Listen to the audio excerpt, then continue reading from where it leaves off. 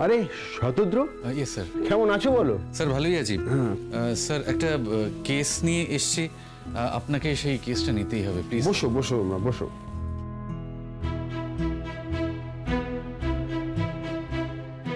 আলাপ করিয়ে দিই, ইনি হচ্ছেন আরাধনা চ্যাটার্জি, নাম শুনেছেন নিশ্চয়ই।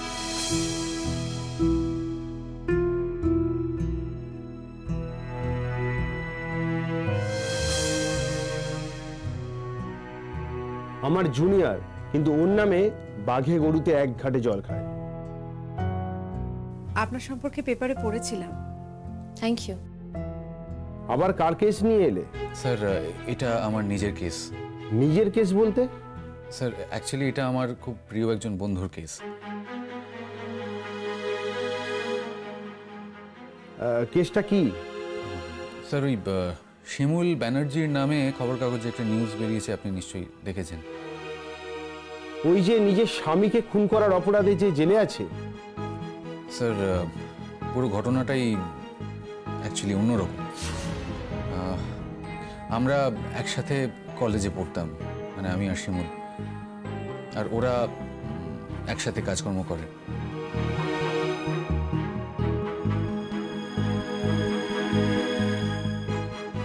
আপনাদের একটা দল আছে না, একটা কোনো কালচারাল গ্রুপ? আমি দেখেছি মনে হচ্ছে কোথাও। আপনি জানেন আমাদের দলের কথা? শিমুলও ওই দলেরই, মানে যার জন্য আমরা এসেছি। দেখুন না, মেয়েটাকে ওর বাড়ি থেকে, মানে শ্বশুর বাড়ি থেকে ফাঁসিয়ে দিচ্ছে। আসলে ওর হাজব্যান্ড যদিও ডিভোর্স হয়ে গেছে, ওই দিনই তার বিয়ে ছিল, আর হঠাৎ করে অসুস্থ হয়ে পড়ে, শরীরে বিষ পাওয়া যায়। এবার সবাই মিলে উঠে পড়ে লেগেছে এটা প্রমাণ করার জন্য যে শিমুলি ওকে বিষটা দিয়েছে। হ্যাঁ, সেই মেয়েটির তো জেসি হয়ে গেছে। হ্যাঁ, নন বেলেবল। সেই জন্যই তো আপনার মতো একজন লয়ারের কাছে আমরা এসেছি। কিন্তু আমি তো থাকছি না, আমি ম্যাড্রাস যাচ্ছি। ও মাই গড, কবে যাচ্ছেন? দেখুন, আমরা তো খুব আশা নিয়ে এসেছিলাম। একজনকে ঠিকও করা হয়েছিল, তাকে ক্যান্সেল করা হয়েছে। আরে আমি পারছি না তো কি হয়েছে? তোমাদের তো কপাল ভালো, এখানে আরাধনাও রয়েছে। আরাধনা যদি কেসটা নেয় নিক। স্যার এখন আমি অনেকগুলো কেস নিয়ে হিমশিম খাচ্ছি। আমার পাটনাতে যাওয়ার আছে, কেসের অনেকগুলো ব্যাপার চলছে এখন।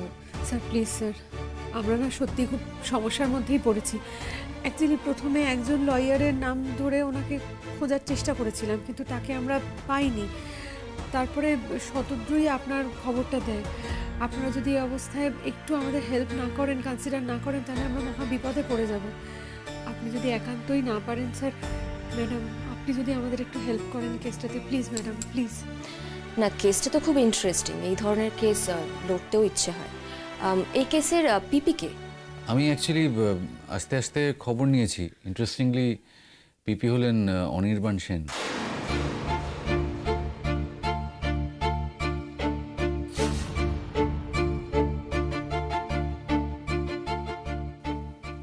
অনির্বাণ সেন? তাহলে তো এই কেসটা তোমাকে নিতেই হবে আরাধনা। অনির্বাণ সেনের সঙ্গে আর কত লড়বো স্যার? মেজর কেসগুলো তো ডিফিটেড হচ্ছে, তবে হ্যাঁ, লাস্ট কেসটাতেও আমাকে ব্রেক দিয়েছে, ফাইনালি আমাকে হারিয়েছে। অন্যায়ভাবে হারিয়েছে, তবে হারিয়েছে তো। ওকে আমার একটা দান ফেরত দেবার আছে। কেসটা কি বলতো? কি জানি, কিছু তো বুঝতে পারছি না। কেস যাই হোক, উনি যদি আমাদের কেসটা নেন তাহলে আমরা অন্তত বেঁচে যাবো, এইটুকু বুঝতে পারছি। জেসিপি হয়ে রাজি করাতে হবে ওনাকে। কিন্তু আমাদের তো টাকা পয়সার সামর্থ্য সেরকমটা নেই রে শিষ্যা। ওর ফিস টিসগুলো জানো তো? আরাধনা কিন্তু হাই ফিস নিচ্ছে।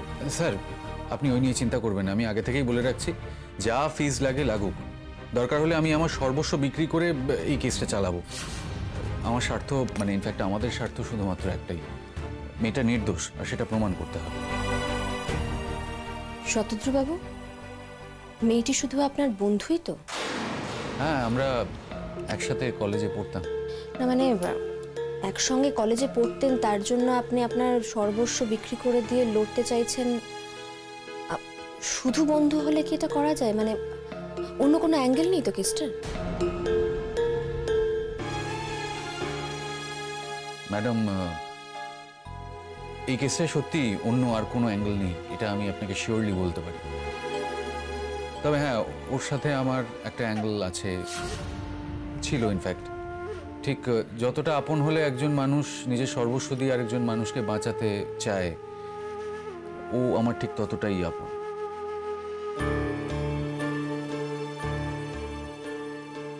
বেশ, বুঝলাম, ইন্টারেস্টিং ব্যাপারটা। ম্যাডাম দেখুন, সর্বস্ব দিয়ে শতদ্রুকে আমরা কেসটা লড়তে দেব না। আমরাও ডেফিনেটলি কিছু কিছু কন্ট্রিবিউট করব, কিন্তু বিষয়টা হলো আমাদের সামর্থ্য তো খুবই কম। তাই আমরা যে যেটুকু টাকা কন্ট্রিবিউট করতে পারবো সেটা হয়তো আপনার ফিজের ধারে কাছেও পৌঁছবে না ম্যাডাম।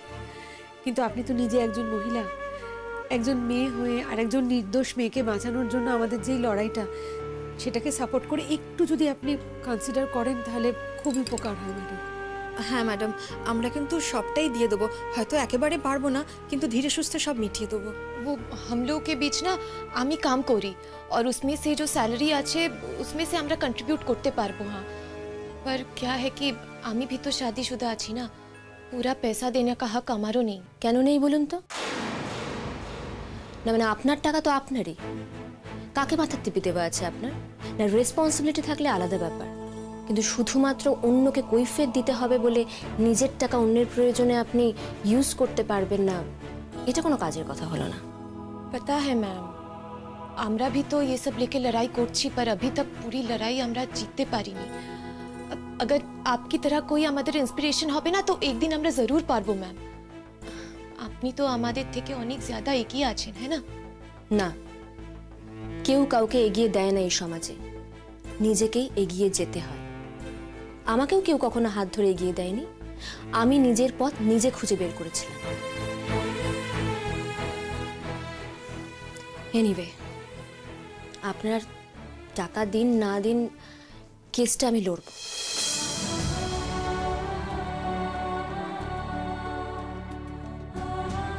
বাট তার আগে আমাকে বলতে হবে এক্স্যাক্টলি কি হয়েছিল। আমি বলি? আচ্ছা, আমি বলবো নাকি তোমরা কেউ? আমি বলছি। হ্যাঁ বেটার, আপনি বলুন। আপনি কি ওর কোনো রিলেটিভ? না স্যার, রিলেটিভ নই, কিন্তু রিলেটিভের থেকে অনেকটা বেশিই বলতে পারেন। শিমুল এবং আমরা সবাই একই পাড়ায় থাকি। শিমুল বিয়ে হয়ে আমাদের পাড়াতে আসে, আর আমরা এই চারজন খুব বন্ধু। আমাদের জীবনের প্রত্যেকের গল্প আমরা প্রত্যেকে জানি, সমস্ত কিছু, সমস্যা, ভালো লাগা, খারাপ লাগা, সবটা শেয়ার করি। এক একজনের কাছে খোলা বইয়ের মতোই বলতে পারেন। হ্যাঁ, আমাদের প্রত্যেকের জীবনে ক্রাইসিসও রয়েছে আলাদা আলাদা, কিন্তু এই ক্রাইসিসগুলোতেও না আমরা একে অন্যের পাশে দাঁড়ানোর চেষ্টা করি স্যার। তাই শিমুলের এই চরম ক্রাইসিসে শিমুলকে ফেলে চলে যেতে পারিনি। একটা ভুল বিয়ে, জানেন তো, একেবারে একটা ভুল বিয়ে।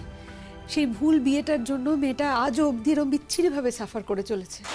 আমাকে প্রথম থেকে ক্লিয়ারলি বলুন তো ঘটনাটা কি? হ্যাঁ বলছি ম্যাডাম, এই বছরখানেক আগে শিমুল আমাদের পাড়ায় বিয়ে হয়ে আসে পরাগ ব্যানার্জির সঙ্গে। সম্বন্ধ করেই বিয়ে হয়। পরাগ ব্যানার্জি এবং তাদের গোটা পরিবার আমাদের পাড়াতে ভীষণভাবেই কৃপণ বলেই পরিচিত, আমরা সবাই জানি সেটা। তা যাই হোক, শিমুল আসাতে বাড়ির আবহাওয়ার খানিকটা পরিবর্তন হয়, বাড়ির মধ্যে খানিকটা বদল আসে। শিমুলের শাশুড়ি মার অনেকটা চেঞ্জ হয়, ননদ চেঞ্জ হয়, কিন্তু তারা দুজনে চেঞ্জ হলেও শিমুল চেঞ্জ করতে পারে না তার স্বামীকে, পরাগ ব্যানার্জিকে। সে দৈনন্দিন যে কি অত্যাচারের মধ্যে দিয়ে শিমুলকে যেতে হয়েছে না, আপনারা ভাবতে পারবেন না। প্রত্যেকটা দিন মারাইটাল রেপের অবধি শিকার হতে হয়েছে মেয়েটাকে। এটা কাহাতো কিবা সহ্য করা যায় বলুন? দিনের পর দিন সহ্য করতে করতে করতে করতে একটা সময় যখন শিমুল আর পেরে ওঠেনি, তখন বাধ্য হয়ে ও সিদ্ধান্ত নেয় আলাদা থাকার। ইতিমধ্যেই যেটা হয়, পরাগের একটি অন্য মেয়ের সাথে অ্যাফেয়ার হয় এবং এদের চোখের সামনে দিয়েই মেয়েটা বাড়িতে আসা যাওয়া করতে শুরু করে। তাদের মধ্যে কথাবার্তা ইত্যাদি প্রভৃতি সব চলতেই থাকে। শিমুল আর পরাগের কিন্তু ডিভোর্স হয়ে গেছে, কিন্তু শিমুল ওই বাড়ি থেকে বেরিয়ে চলে যেতে পারেনি। কেন জানেন? ওর ভীষণ কর্তব্যবোধ। ওর শাশুড়ি মা আর ওই অসহায় ননদ, ও ননদ একজন স্পেশাল চাইল্ড, তাদের দুজনকে ফেলে রেখে ও বাড়ি থেকে বেরোতে পারেনি। ইতিমধ্যেই শতদ্রুর সঙ্গে ওর আবার যোগাযোগ হয়। মানে আবার বলছি তার কারণ শিমুলের এই বিয়েটার আগে শতদ্রুর সঙ্গে একটা সম্পর্ক যোগাযোগ যাই হোক ছিল, ওরা বন্ধু ছিল, কিন্তু সেই সমস্ত সম্পর্ক যোগাযোগ কিন্তু একেবারে চুকিয়ে বুকিয়ে দিয়েই শিমুল এই বিয়েটা করেছিল। ওদের মধ্যে সত্যি আর কোনো রকম যোগাযোগ ছিল না, আমরা সাক্ষী।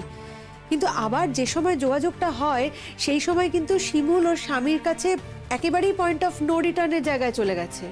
কোনোভাবেই ওর স্বামীর কাছে ফিরে যাওয়ার আর কোনো অপশন শিমুলের ছিল না। তো যাই হোক, Shatadru it is very nice to him, ও আবার শিমুলকে বিয়ে করতে চায়। শিমুল বলে অপেক্ষা করতে, শতদ্রু অপেক্ষা করতেও রাজি হয়। শতদ্রুর মা আমাদের একটা প্রোগ্রামে এসে শিমুলকে যাচ্ছে তাই করে অপমান করেন। আর শুধু শতদ্রুর মা বা ওর পরিবারের কথাই বা কেন বলছি, শিমুলের পরিবারও কিন্তু ভীষণভাবেই শতদ্রুকে হেনস্থা করেছে, লাঞ্ছিত করেছে। ইভেন এত দূর পর্যন্ত গেছিল ব্যাপারটা যে শতদ্রুকে একটা মিথ্যে চুরির দায়ে ফাঁসিয়ে শতদ্রুকে জেল হাজতে অবধি পাঠিয়েছিল। শতদ্রুর একদিনের পিসি হয়েছিল ম্যাডাম, কিন্তু শিমুল তাতেও পিছিয়ে থাকেনি। শতদ্রুর মা আবারও এটা জানাজানি হওয়ার পর আবারও শিমুলকে যাচ্ছে তাই ভাবে অপমান করেন, কিন্তু শিমুল সমস্তটা দাঁতে দাঁত চিপে সহ্য করে এবং নিজে ফাইট করে শতদ্রুর বেলের ব্যবস্থা করে দেয়। তারপরেও শতদ্রু বলে বিয়ের জন্য, শিমুল তো শ্বশুরবাড়িটা থেকে বেরোতে পারে না, তাই শতদ্রু আর অপেক্ষাটা করতে রাজি হয়নি। ওকে দোষ দিচ্ছি না, ওরও বাড়ি থেকে বিয়ের প্রেশার ছিল, হতেই পারে, স্বাভাবিক। শতদ্রু নিজেই বিয়ে ঠিক করে, ওর মায়ের পছন্দের পাত্রীর সাথে বিয়ে ঠিক হয়ে যায়।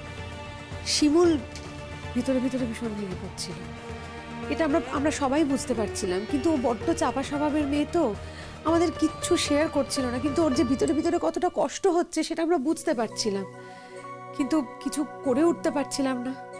এদিকে পরাগ আবার বিয়ের পিঁড়িতে বসার জন্য তৈরি হয়, ওর বিয়ে ফাইনাল হয়ে যায়। বিয়ের পুরো বিষয়টাতেই শিমুল মোটামুটি ইনভলভ ছিল। যেদিন গায়ে হলুদ, বিয়ের যেদিন গায়ে হলুদ, সেদিন সকালবেলায় বরকে সবাই যখন ডাকতে গেছে ঘরে, তখন গিয়ে দেখছে পরাগ একেবারে সেন্সলেস হয়ে ঘরের মধ্যে শুয়ে রয়েছে। তারপরে ডাক্তার ডাকা হয়, জানা যায় যে ওকে বোধহয় পয়জন করা হয়েছে। এবার কে পয়জন করেছে, কিভাবে পয়জন করেছে, কেনই বা পয়জন করেছে, এগুলো কোনোটারই কিন্তু কোনো বিচার হয়নি ম্যাডাম, কিচ্ছু বিচার হয়নি। কিন্তু স্বাভাবিকভাবেই পুরো অ্যাকিউজটাই শিমুলকে করা হয়, পুরো সন্দেহের তীরটাই আসে শিমুলের দিকে। কিন্তু কোনো মোটিভেশনে বাড়ির অন্য কেউও যে পয়জন করতে পারে সেটা তো স্বাভাবিকভাবেই কারোর পক্ষে বুঝে ওঠা সম্ভব ছিল না। তবে হ্যাঁ, এই একটা কথা খুব জোর দিয়ে আপনাদেরকে আমি জানিয়ে দিতে চাই, শিমুলের যে দেওর এবং শিমুলের যে যা, তারা দুজন অত্যন্ত ডেঞ্জারাস, ভীষণই খারাপ মানুষ এবং অত্যন্ত ডেঞ্জারাস। তারা নিজেদের স্বার্থ চরিতার্থ করার জন্য পারে না এমন কোনো কাজ পৃথিবীতে নেই। এর আগেও শিমুলকে বিষ খাইয়ে তাকে মেরে ফেলার চেষ্টা করেছিল, এই কিছুদিন আগেরই ঘটনা। তারপরে আবার এই ঘটনা। এবার কি বলুন তো, আমরা তো এগুলো বলতেই পারি মাত্র, আমরা চোখের সামনে এগুলো দেখেছি, কিন্তু আমাদের হাতে তো কোনো সাক্ষ্য প্রমাণ নেই যে আমি এই প্রমাণটা আপনাদেরকে প্রডিউস করতে পারবো। এইটুকুই, এই পুরোটাই যতটা সম্ভব নাটশেলে বললাম, এটাই শিমুলের জীবনের গল্প। এবার ম্যাডাম, এটা আপনার মহিমা, আপনি কিভাবে এই পুরো পরিস্থিতিটা থেকে সত্যিটা খুঁজে বার করবেন এবং একটা নির্দোষ মেয়েকে কিভাবে বাঁচাবেন, এই পরিস্থিতি থেকে বার করবেন, সেটা আপনারই ব্যাপার। আমরা খুব আশা নিয়ে এসেছি ম্যাডাম। সেটা আমার উপর ছেড়ে দিন। কিন্তু শতদ্রুবাবু, আপনার কিসের এমন তাড়া ছিল যে যাকে আপনি এতটা ভালোবাসেন, যার জন্য নিজের জীবন বাজি রাখতে পারেন, তাকে বিয়ের জন্য টাইম ফ্রেম দিতে হলো? না, সোশ্যালি ম্যারেজ যদি নাই হতো, দুজনে বন্ধু হিসেবেও তো থাকতে পারতেন, কি ক্ষতি হতো তাতে? অ্যাকচুয়ালি ম্যাডাম, আমি আমার বাড়ির চাপের কাছে পেরে উঠছিলাম না। ওর তো বিয়ে এই তো নেক্সট উইকেই বোধহয়, তাই না? और हाँ, शतद्रु ने हम लोग को इनवाइट भी किया था। আরাধনা, বিষয়টা অন্যদিকে চলে যাচ্ছে, কেসটা শিমুলের, শতদ্রুর নয়। একদমই অন্য বিষয় নয়। কেসটা যেমন শিমুলের, সেরকম শতদ্রুরও। শতদ্রু শিমুলকে ভালোবাসে, শিমুল শতদ্রুকে ভালোবাসে। রাগের বশে শতদ্রু বিয়েটা করতে যাচ্ছিল, এই বিয়েটা করলেও সুখী হতো না, আর শিমুলের প্রতি অবিচার করা হতো। যে লড়াইটা দুজনে একসঙ্গে মিলে লড়তে পারবেন না, সেই লড়াইয়ে লড়তে নামেন কেন? না, আমি ঠিক বুঝতে পারলাম না, একসাথে লড়তে পারবো না মানে? পারেননি তো, লড়াইয়ে হার মেনে গিয়ে বিয়ের ডেট ফিক্স করে ফেলেছেন আপনি। ইয়েস ম্যাডাম, আমি বিয়ের ডেট ফিক্স করেছি। দেখুন, শিমুল যদি সুখে থাকতো তাহলে আমি এত কিছু ভাবতাম না। ইনফ্যাক্ট শিমুল যে অবস্থায় ছিল ওই অবস্থাতে থাকলেও আমি বিয়ের ডেট ফিক্স করতাম না। কিন্তু শিমুল আজকে নিজের জীবনের সব থেকে বিপজ্জনক এবং খুব খারাপ একটা অবস্থায় আছে। ওর এই অবস্থায় আমি বিয়ে সংসার এসব করতে পারবো না। কনসিডার করছেন, দয়া করছেন শিমুলকে? না না, দয়ার কোনো প্রশ্নই উঠছে না। কেউ কাউকে ভালোবাসলে তার উপরে দয়া করে না। তাহলে কি করবে তুমি শতদ্রু? তোমার তো বিয়ের দিন ঠিক হয়ে গেছে। বিয়ের দিন? দেখো, তোমরা অনেকবার আমাকে অনেক কথা বলতে চেষ্টা করেছো, কিন্তু আমি কোনো উত্তর দিইনি। কিন্তু আমি মনে মনে জানি আমি কি করব। শিমুলের ক্রাইসিসে আমি যখন ওর কাছে ছুটে এসেছি, তখন কিন্তু আর ফিরে যাওয়ার জন্য ছুটে আসিনি। হ্যাঁ, বিয়ের ডেট ফিক্স হয়ে গেছে, কিন্তু বিয়ে তো এখনো হয়নি। তাহলে কি তুমি বিয়েটা করছো না?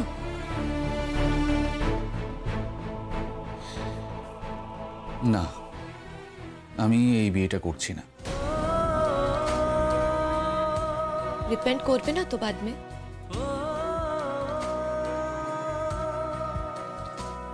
তাহলে ম্যাডাম, আমরা নিশ্চিন্ত হচ্ছি আপনি এই কেসটা নিলেন। কেসটা না নিলে এতক্ষণ ধরে তো শুনতাম না, টাইম ইনভেস্ট করতাম না।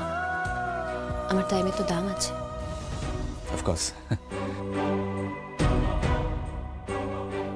তাহলে কি শিমুলের সাথে একবার কথা? হ্যাঁ, নিশ্চয়ই। শিমুলের সঙ্গে কথা তো বলতেই হবে।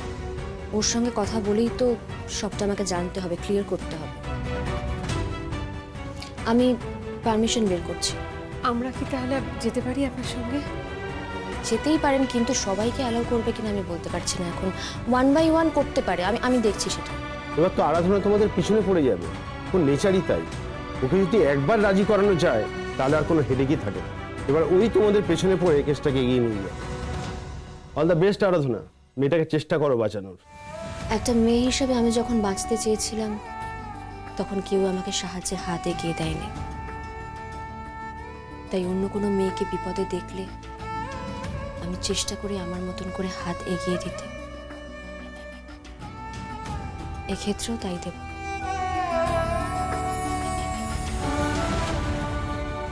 আসছি স্যার, চলুন আপনারা।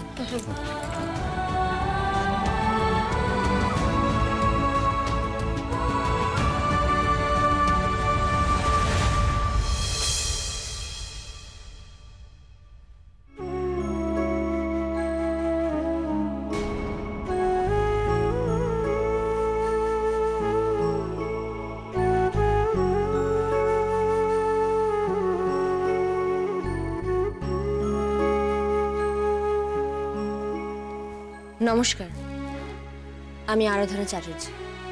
আপনার কেসটা আমি লড়ব।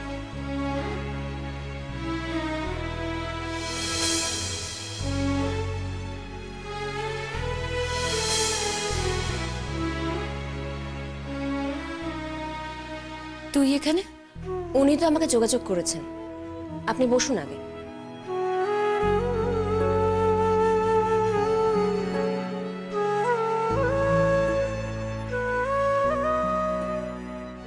শুনুন, এখন ব্যক্তিগত মান অভিমানের সময় নেই আর।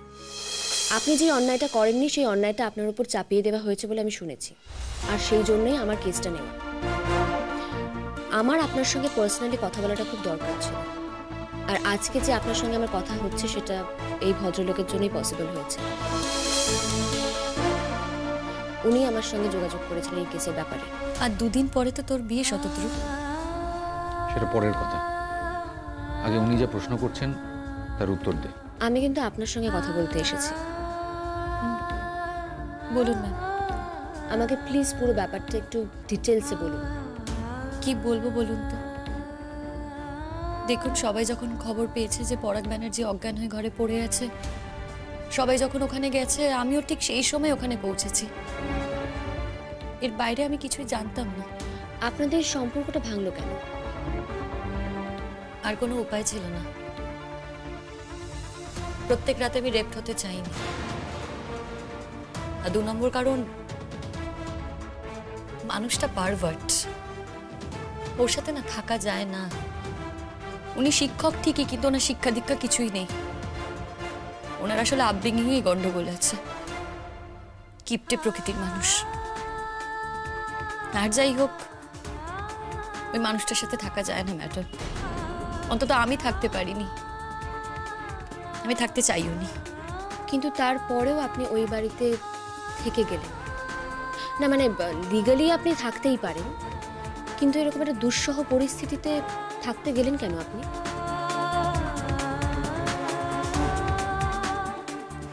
কি হলো বলুন, উত্তর দিন। ম্যাডাম, আপনাকে বললাম তো ও কেন ওখানে থেকে গেছিল। ওর ননদ আর ওর শাশুড়ির জন্য। যে শাশুড়ির জন্য ও এত করেছে, কিন্তু সেই শাশুড়ি আজকে ওর বিপক্ষে। আপনি এর মধ্যে কথা বলবেন না। Sorry madam.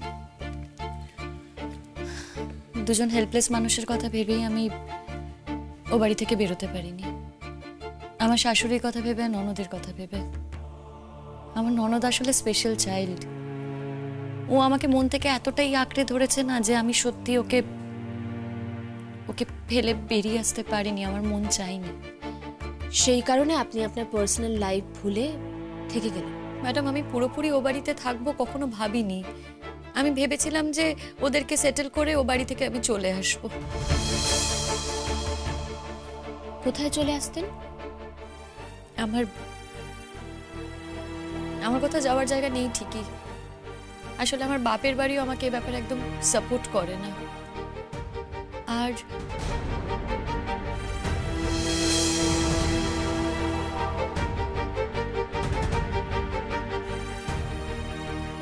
আর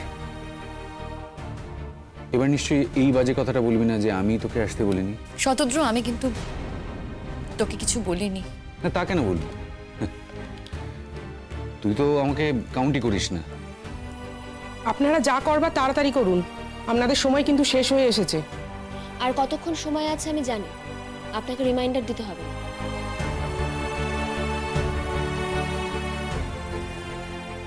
আচ্ছা, তার মানে উনি আপনাকে প্রস্তাব দিয়েছেন কিন্তু আপনি নেননি সেটা, তাই তো?